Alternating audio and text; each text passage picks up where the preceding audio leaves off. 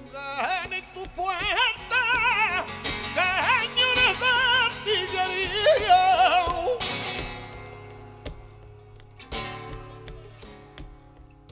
Y aunque pongan en tu puerta, tengo que pasar por ella. Vaya aunque me cueste la vía, que tengo que pasar por ella. Vaya aunque me cueste la vía, porque los titirimundi que yo te pago la entrada, que si tu madre no quiere, hay que dirán, que dirán, hay que dirán, que dirán, hay que tendrán que decir que yo te quiero y te adoro, que yo me muero por ti.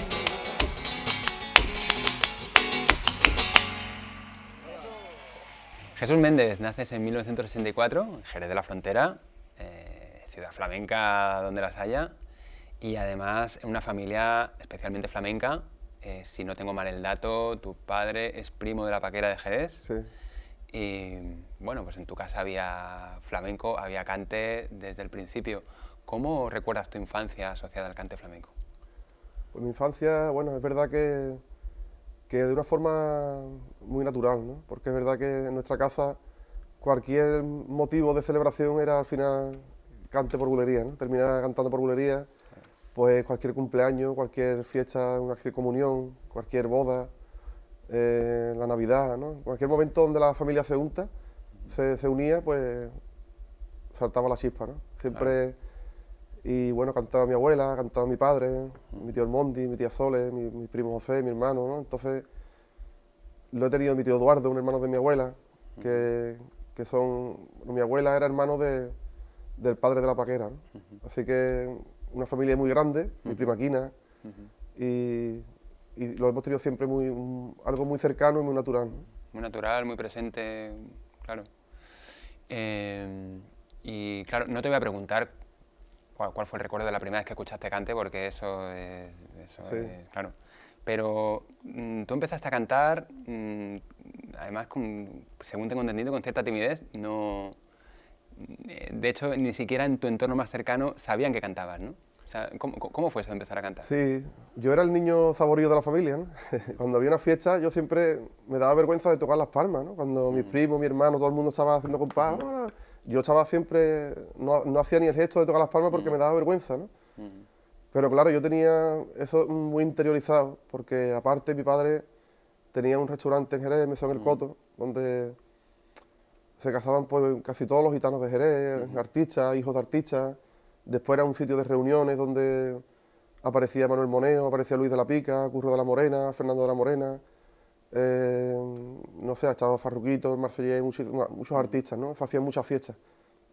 Entonces desde pequeño tengo esa vivencia, ¿no? De una forma interiorizada, de una forma muy natural, como te decía antes, pero cuando me doy cuenta que canto, ¿no? Me doy cuenta yo solo, pero a lo mejor cuando me quedaba solo en mi casa, que mis padres no estaban, estaba en la ducha y estaba cantando, o iba camino al colegio, iba cantando, cuando mis amigos estaban jugando, yo estaba a lo mejor con mis cascos puestos escuchando cante, ¿no? Entonces, pues todo surge un día en casa de mi familia, de mi tía Sole, que estaba cantando mi tío Eduardo, que era uno de mis cantadores favoritos, ¿no? Entonces, que era aficionado, acompañaba siempre a la Paquera en muchos sitios en Madrid, y lo escuché cantar de una forma tan bonita que me emocionó mucho, ¿no? Entonces me puse en medio de la fiesta, y claro, mis padres, toda la familia se quedó como riéndose, ¿qué hace este niño ahí de pie? Si este niño era el más cortado de la familia, ¿no? Y empecé a cantar porque lo necesitaba exponerme delante de mi gente, algo que me pedía mi corazón, ¿no? Sí, sí. Y además ya eras un adolescente, o sea, creo que tenías 16 años en ese 17, momento. 16 años por ahí. Claro, o sea, que sí. ya eras un adolescente ya Sí, crecidito, lo llevaba ¿no? como interiorizado, Claro. guardando información hasta ese momento, ¿no? Que decidí cantar porque además me lo pidió el alma, no hay una explicación. Claro. Bueno, un proceso natural, supongo, que se fue alargando, Sí, ¿no? fue natural. También con tu timidez, con una timidez, ¿no?, que había, pero en un momento dado explota, ¿no? Sí, es una explosión, además de emociones, creo, ¿no? Sobre todo por el momento, a lo mejor, que lo que estaba pasando. Y claro, yo recuerdo que hice 2 o 3 letras y cuando abrí los ojos, pues estaba como todo el mundo llorando, mi padre se había partido la camisa, pero de la emoción, ¿no? Claro. De ver claro, como diciendo, este niño cómo ha cantado aquí ahora mismo, si es que lo último que nos esperábamos, ¿no? Sí, sí, sí. Fue una cosa muy bonita, sobre todo familiar y íntima nuestra, ¿no? Claro, claro, claro. Y Mesón El Coto, tú estás por ahí continuamente, tú incluso trabajas, echas una Sí. mano a tu padre en la cocina, fregando platos, lo que Sí. sea, y entonces tú eres un testigo privilegiado de un montón de cosas que pasan por ahí. Por ahí has mencionado algunos artistas y tú además siempre refieres que tienes como una especial predilección por tu tío Eduardo, por el Mondi, Manuel Moneo, ¿no? Sí. Gente que no solo canta bien, sino que tiene una verdadera afición, ¿no? ¿Qué recuerdos tienes de eso? O sea, como tú, por ejemplo, eras curioso en el sentido de que a lo mejor pasaba un artista, un profesional, y hacerle preguntas, ese tipo de cosas. No me permitía, mi personalidad no me permitía eso, ¿no?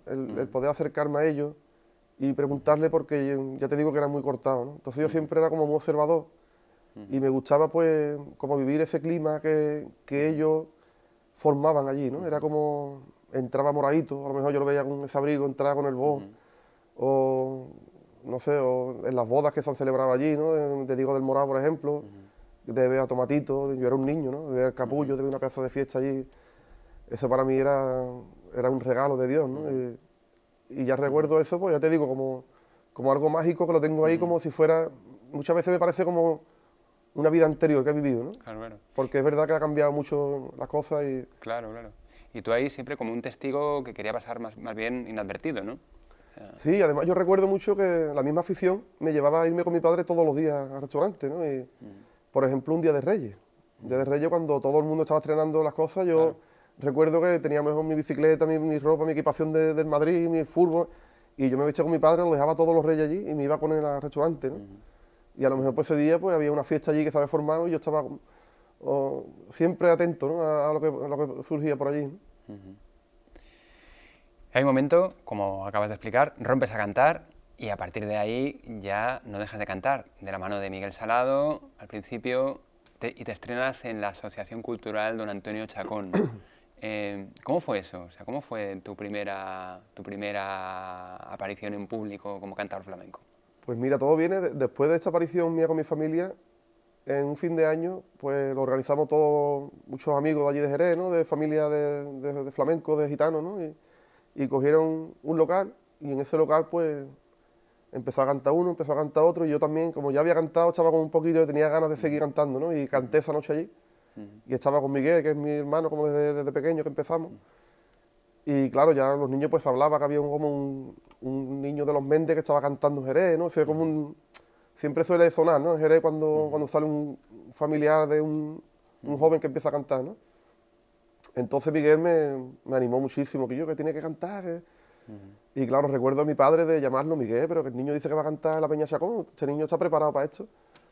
Y con Miguel pues preparamos un repertorio así pequeñito, ¿no? Que debuté con mi prima Quina, que ella me echó una mano, me apadrinó ese día. Y hizo ella como la primera parte de introducción y luego ya salí yo, ¿no? O al contrario, no recuerdo muy bien.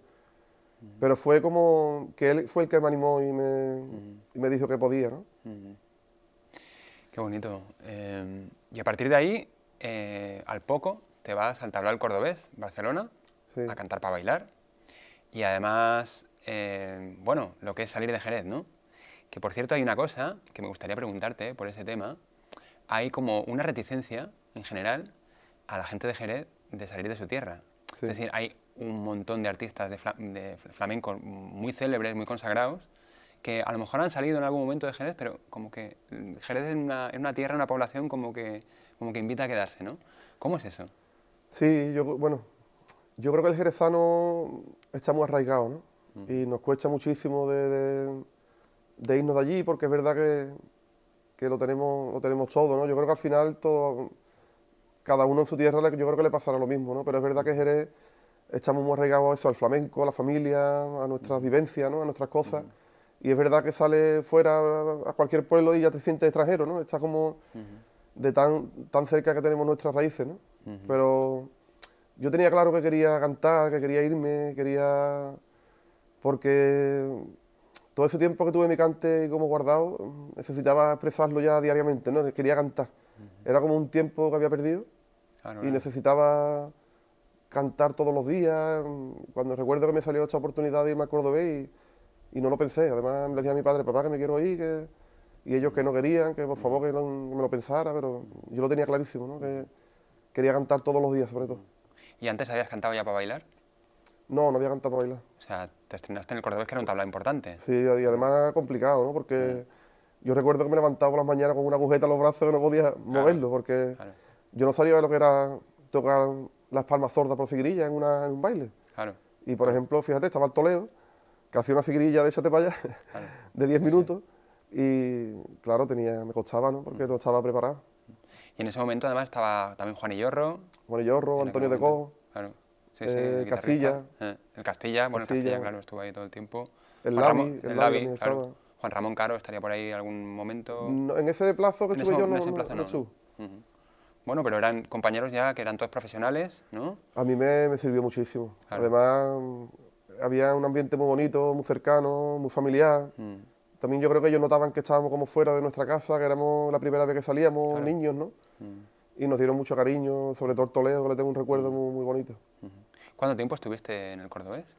Pues estuvimos unos 2 meses por motivo, porque me tenía que sacar el carnet del coche y me caducaba el práctico y lo comenté, pero bueno, decían que cumplía el contrato, no. Claro. Entonces, claro, tuve que tomar una decisión porque es verdad que... Y también era muy joven, y yo echaba mucho de menos a la familia, a la casa. Tuve esa experiencia, la viví de una forma muy bonita, pero también yo quería tirar para Jerez. En cualquier caso, llegas a Jerez, regresas a Jerez, que tú ya tienes la cosa de cantar para bailar y empiezas a trabajar con la compañía de Mercedes Ruiz. Sí, bueno, el primer artista sí que aparece apostando por mí seriamente es Gerardo Núñez, ¿no? Gerardo, al poco tiempo de empezar a cantar, pues yo hacía fiestas privadas con Fernando Moreno, la feria de Sevilla, la feria de Jerez, Rocío, donde me iba saliendo, ¿no? Peñitas así puntuales. Pero un día recuerdo que vino Gerardo y me dice, le dije a mis padres, dice, el niño despedirse que ya lo vaya a ver poco. Y es verdad porque fue llamarme y a través de los cursos que él hace en San Lucas me conoció, canté por allí varias noches y de momento me dio una gira de 40 actuaciones la primera vez, ¿no? El primer verano que fuimos pues, de Croacia, Estados Unidos, la India, toda Europa, toda Asia, toda América, lo recorrimos todo, ¿no? Entonces él, yo creo que es el que me hace artista, que me hace conocer los secretos del flamenco, de esta profesión, ¿no? De la seriedad, la puntualidad, la puesta en escena, el comportamiento que tiene que tener un artista para llegar, ¿no? El trabajar diariamente, la constancia. Yo creo que Gerardo ahí es el que el que te introdujo de verdad en el oficio totalmente. Del flamenco profesional, ¿no? Claro, además estamos hablando de un Gerardo que en ese momento era... Pocos artistas de esa época pueden decir que hicieran un número de conciertos parecido al que hacía Gerardo. Pero él hacía más, yo solamente trabajaba con él en el quinteto, pero él con el trío llegó a hacer casi 90 conciertos, por lo menos un año.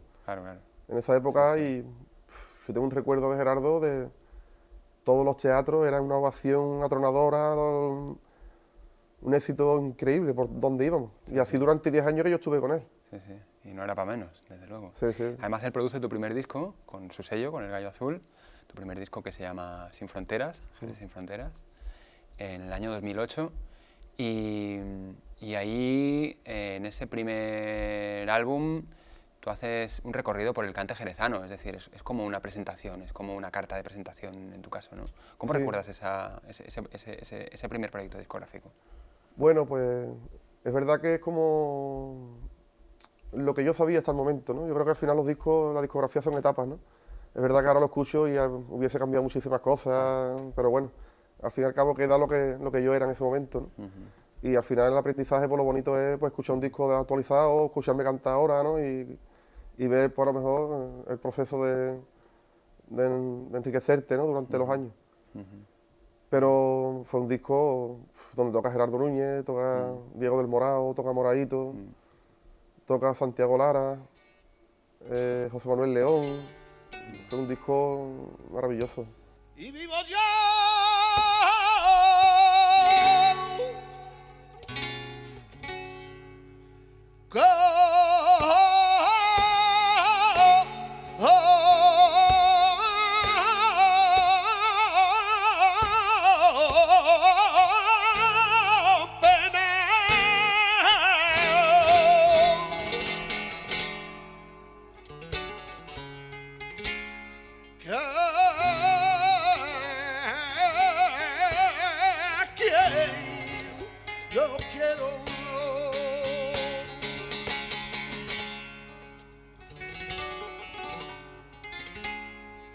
sin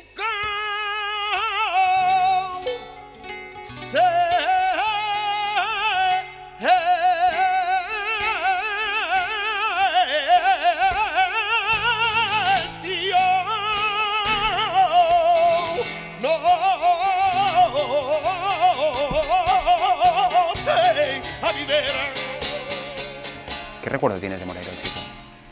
Buah, pues me acuerdo de él muchas veces, muchísimas veces, porque era una persona muy especial, muy especial. Y lo hacía todo con tanto cariño, ¿no? Con tanto esmero a la hora de involucrarse con cualquier artista que lo llamara joven para colaborar. Siempre era un sí, siempre era con una sonrisa, ¿no? Entonces, a mí me marcó muchísimo porque además tuve la suerte de acompañarlo, por ejemplo, en su último de los conciertos que hizo en Nimes, en Mont de Marsan, en el Festival de Jerez, en París, que fuimos otra vez. O sea, me llamaba para sus conciertos como cantador, de acompañarlo a él, ¿no? Y eso es algo que no tengo precio porque yo sé que había muchos cantadores que podría haber llamado, ¿no? Pero, y con más calidad que yo en ese momento, seguro, pero es verdad que es una apuesta por un joven jerezano, ¿no? Entonces yo eso lo guardaré para los restos, ¿no? Claro, claro. Además, la figura de Moraito es de los guitarristas más influyentes, no solo en Jerez, sino en el mundo entero del flamenco. Es decir, hoy en día casi no se puede comprender el toque por bulería sin la influencia de Moraito, el sonido, ¿no? Llegó a influir incluso hasta en Paco Lucía, en Vicente, Sí, o sea, todo. digamos que es una figura que, aunque bueno, allá se fuera tan joven, pero digamos que sigue estando presente en prácticamente todo lo que es el toque, ¿no? El flamenco actual, ¿no?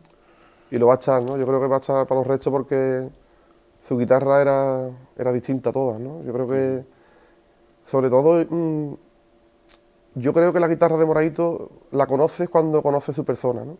Cuando lo conoces personalmente, es que la guitarra queda en un segundo plano de lo que del aura tan grande que él tenía, ¿no?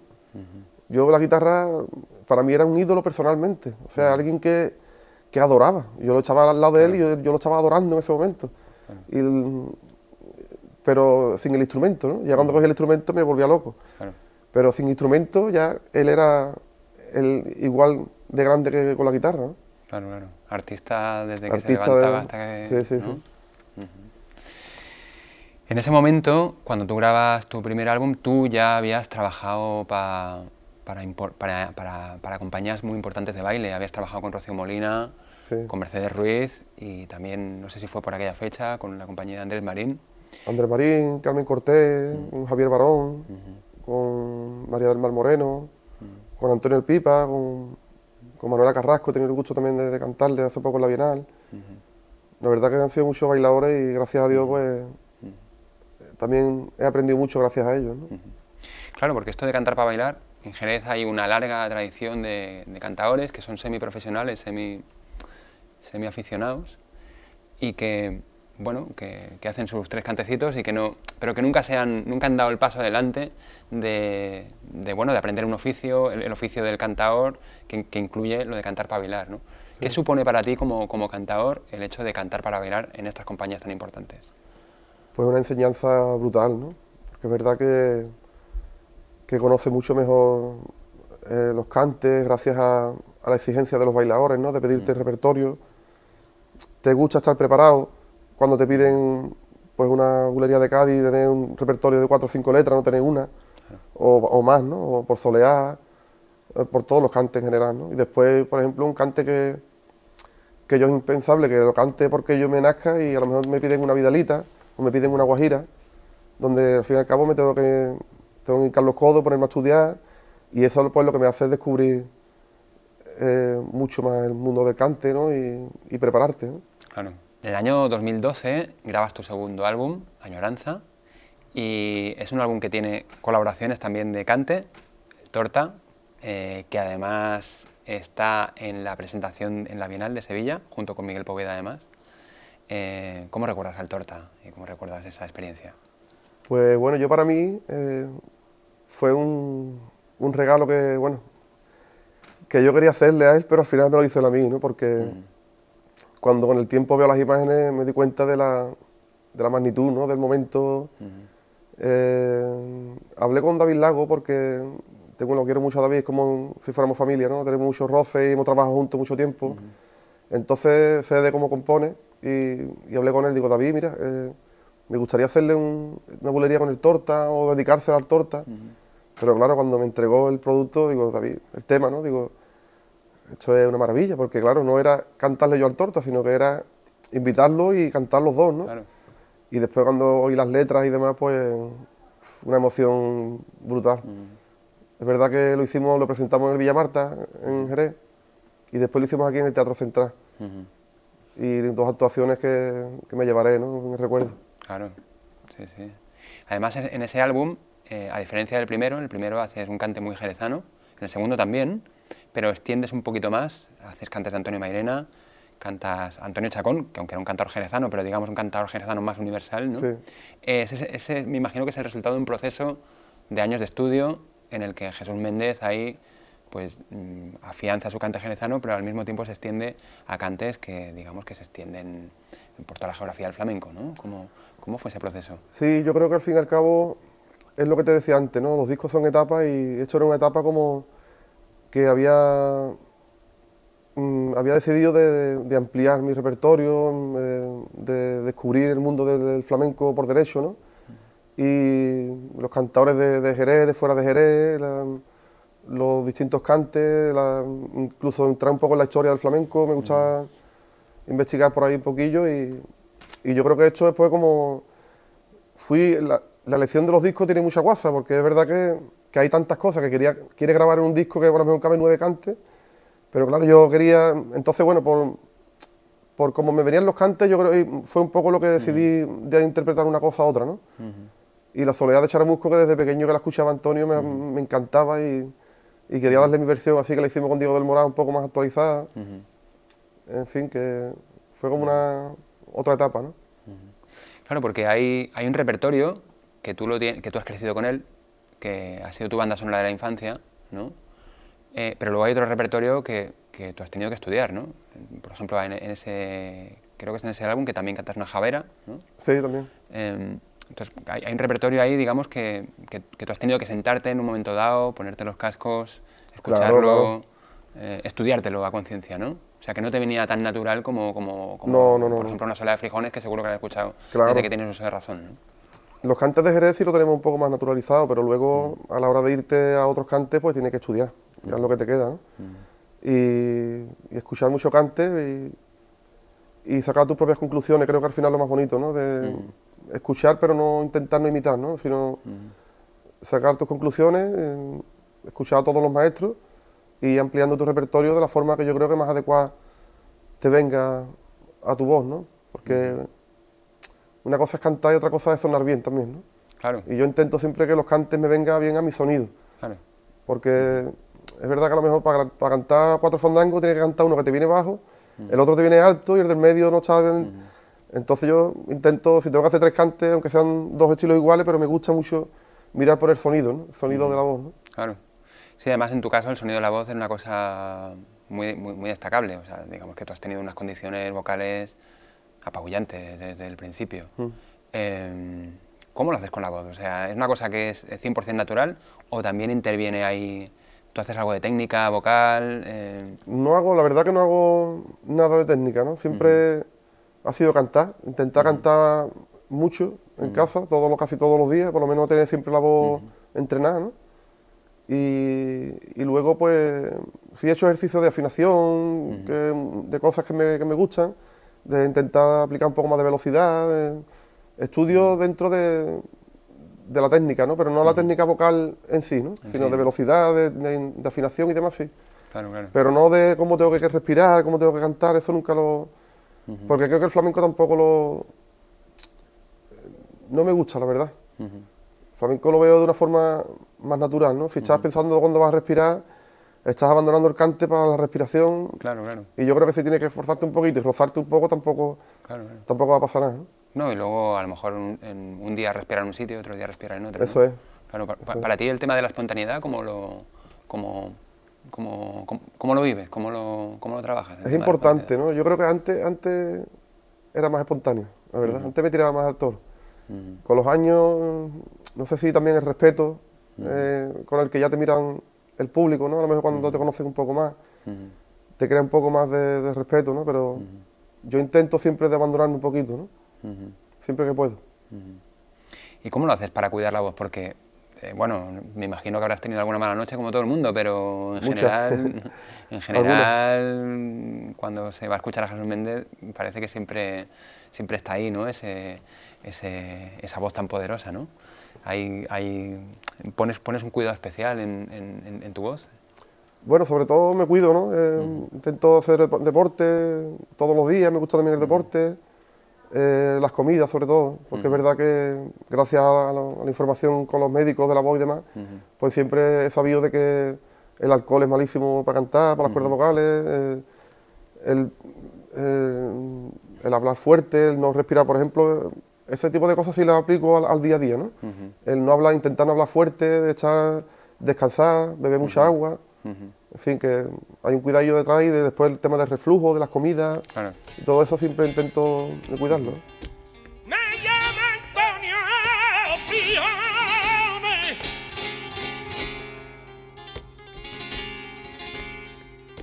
Me llama Antonio Frione. Ay, ay, no me caso con la chorra bobolica. Ay, no me caso con la chorra bobolica. No te obliga hacia mí.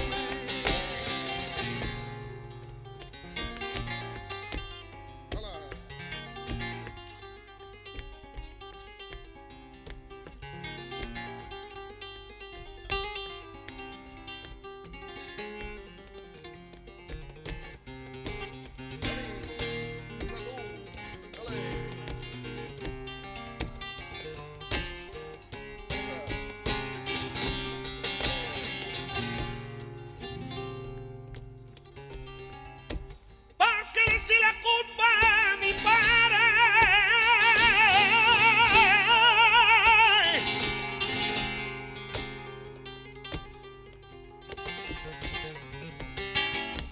porque si la culpa a mi padre, y aquel que tenga la culpa de lo que le está pasando, que le pasará mal, hablando ella no está alterado, donde yo duermo mi borrao. En 2017 grabas tu tercer álbum, Voz del Alba, y ahí, digamos, haces más un flamenco de composición. De hecho, intervienen compositores, vuelve a intervenir David Lago. Sí, David. Pero también Arcángel, Miguel Salado también te echa una mano con un texto Manuel tuyo. Salado. Eso, Manuel Salado te echa una mano con un texto tuyo. ¿Cómo fue aquello? Pues bueno, yo es verdad que después del tiempo, ¿no? y teniendo la afición que llevo, quería como hacer algo que me apeteciera, ¿no? Que a lo mejor me divirtiera también, incluso, ¿no? Porque es verdad que los flamencos estamos siempre como muy expuestos a ver qué va a cantar, que tiene que hacer la soleada de Triana porque es así, y tenemos poca libertad. Tenemos poca libertad. Yo, la libertad que necesito es para sentirme bien y para divertirme, no es para, o sea, ¿cómo te digo, no? Para hacer sentir bien a alguien, ¿no? Sino es porque yo, hacerme sentir bien yo. Y es verdad que en este momento, pues, vuelvo a repetir lo mismo, ¿no? Estoy un poco pesado con esto, pero como son transiciones en tu vida y son etapas, pues en este momento me apetecía eso, ¿no? Pues cantar unos tangos bonitos con la guitarra de Dani de Morón, o unos tangos de Farruquito, por cierto, o unas alegrías que son composición, en fin y al cabo que hacer cosas que me apetecieran, ¿no? Y también un poco como fresca también, ¿no? Hablando de guitarristas, hemos hablado de Gerardo Núñez, hemos hablado de Moraito Chico, pero tú te has hecho acompañar de un grupo de guitarristas que madre mía, vaya calidad que hay, ¿no? Desde Manuel Valencia, Dani de Morón, que lo acabas de mencionar. Esta entrevista se hace a propósito del Festival de Desvarío. Ahí estuviste con Dani de Morón, estuvisteis los dos solos encima del escenario. ¿Qué nos dices de Dani y de los guitarristas con los que has trabajado en general? Pues bueno, Dani es de una admiración muy grande, ¿no? Después el cariño que le tengo y las cosas que también he podido vivir con él, ¿no? Porque hemos vivido cosas muy bonitas en la grabación de ese disco. Después estuvimos en Jerez en la presentación de mi disco de Voz del Alba y estuvo conmigo, que además fue un elenco precioso porque venía Manuel Parrilla, Diego del Morao, Dani de Morón, Antonio Rey, Manuel Valencia, en fin, un elenco brutal, ¿no? Y yo es que soy un guitarrista frustrado, entonces soy muy aficionado a la guitarra, creo que a la misma vez que al cante. Escucho muchos discos de guitarra, escucho mucho la guitarra y me lleva a sitios que a lo mejor incluso el cante no me lleva a veces. ¿Y tocas la guitarra? O sea, tú cuando estudias cante lo haces con la guitarra en la mano, ¿no? Sí. Lo que pasa es que me creo que soy guitarrista y pierdo mucho tiempo con la guitarra, ¿verdad? Porque me siento, me pongo como a estudiar. Me pongo a estudiar la guitarra, el picado, me pongo a hacer no sé qué, el arpegio. Y digo, ¿dónde voy yo? Si me tiene que hacer cantar, ¿no? Bueno, hay una serie de cantadores en toda la historia del cante que tocan la guitarra. O sea, ahí tenemos a Camarón de la Isla, ahí tenemos a Fosforito, tenemos a Lebrijano, ¿no? Y parece ser que hay una influencia, ¿no?, de la guitarra en el cante para aquellos cantadores, sobre todo, que acarician la guitarra, cuanto menos, ¿no? Sí, yo creo que hay códigos, ¿no?, que si tocas la guitarra, a lo mejor un cantador lo desconoce, ¿no? El que no toca la guitarra, ¿no? Creo que puede ser. Pero también creo que el que no conoce la guitarra va como más libre, ¿no? Va más liberado. Nosotros, yo creo que al conocer también los códigos, estamos como un poco más, no sé, por lo menos te hablo de mí, ¿no? Un poco, a lo mejor puede ser que esté más encorsetado, pero el guitarrista que no va como más natural, se tira. Y no sé, es una percepción mía, ¿no? A lo mejor me equivoco, pero yo lo siento así por mi parte, ¿no? Además, en Jerez hay, quizás esta generación no tanto, pero generaciones anteriores, donde había muchos cantadores, donde muchas reuniones de cante no había guitarra. No, en Jerez, de hecho, a mí me gustan las vivencias sin guitarra en Jerez. Y cuando hay guitarra, estropea la noche. Y siempre se ha dicho, yo he visto a mayores, a viejos, fiestas y demás, y sacar una guitarra y me echarle una bronca, ¿no? ¡Guarda la guitarra, niño! ¿Por qué? Porque se viven cosas muy bonitas. Porque a lo mejor mi padre a lo mejor canta al 3 por medio, pero a lo mejor con 2 copitas de vino y el ambiente y cosas, a lo mejor sale al 5 por medio. Entonces ya en esa tonalidad donde ha salido, se tiene que rebuscar y tiene que intentar solucionar la papeleta. Y pasan cosas que no pasarían si estuviera en su tono. Y después el tema de la afinación, de tiene que estar fijado en esto, esperar que haga la faceta, ¿no? Ahí no. Ahí es todo espontáneo, todo al tono que te coja, a donde quiera salir, donde salga. Y yo creo que eso para mí es más bonito. Una guitarra quizás pone demasiado orden, ¿no? Claro, pone mucho orden, limita, creo también limita a la gente y a las fiestas. A lo mejor cuando está cantando uno al 4 por medio, aparece otro cantando por detrás, al 7 por medio, por detrás. Que ni él sabe que está cantando al 7 por medio. Si se lo dijera, se muere, ¿no? De la sorpresa, pero. Y después a lo mejor lo hace con facultad y lo resuelve bien. Que es lo bonito de todo esto, ¿no? Y eso con la guitarra no hubiera pasado. Claro. Sí.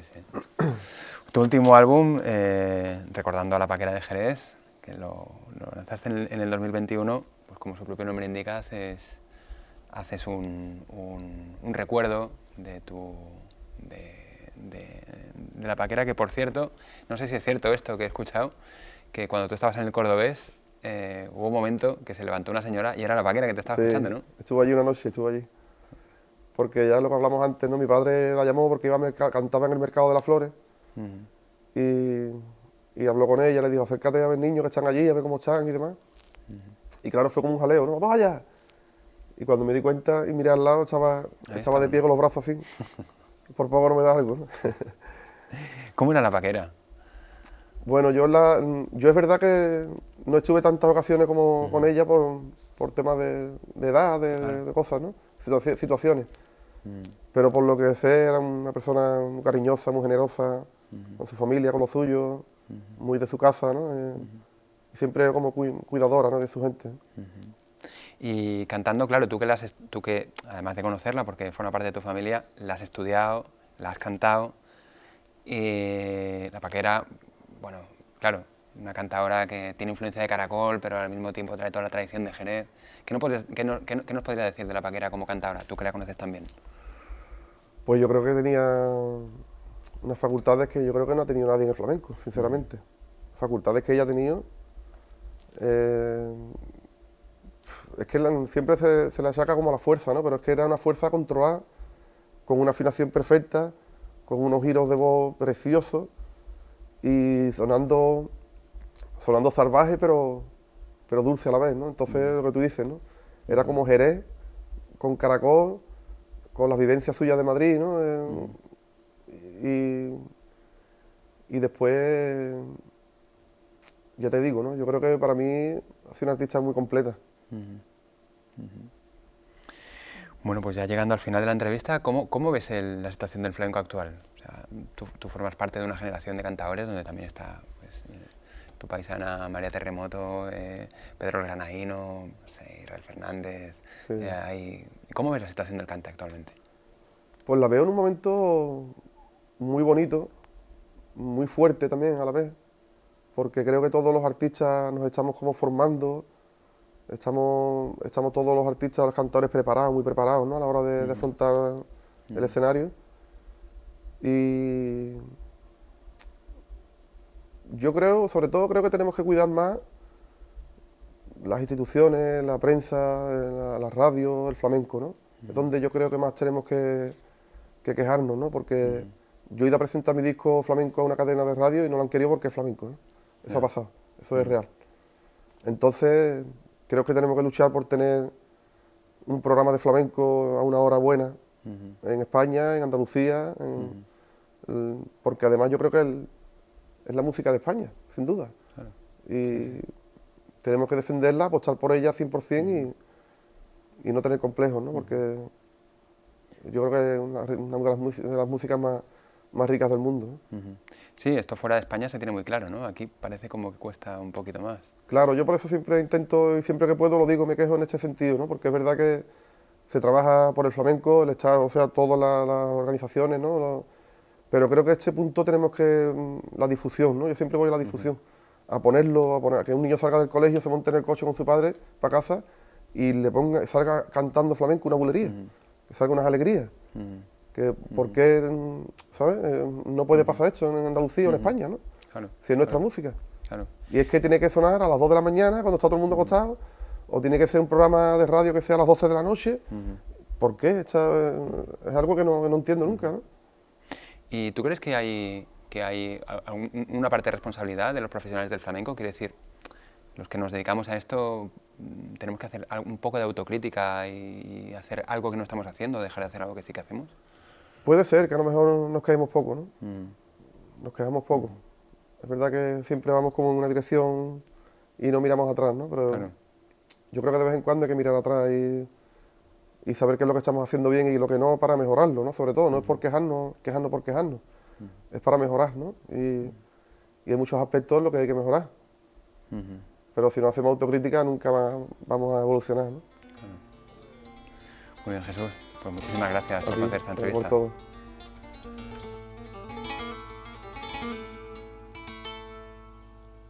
Y he encontrado quien me quisiera.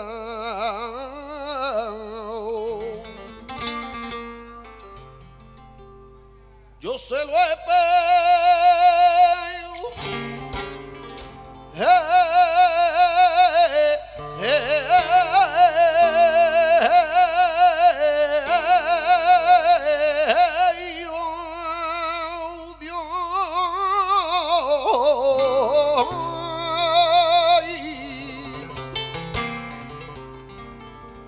y he encontrado quien me quisiera.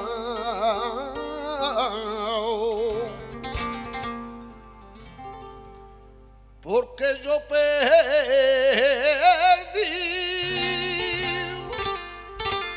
y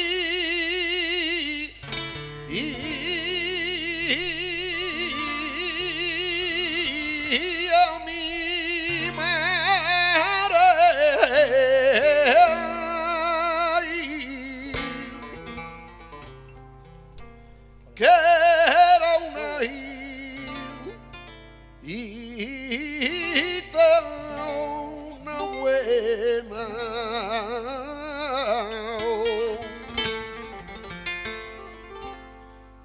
ya no tengo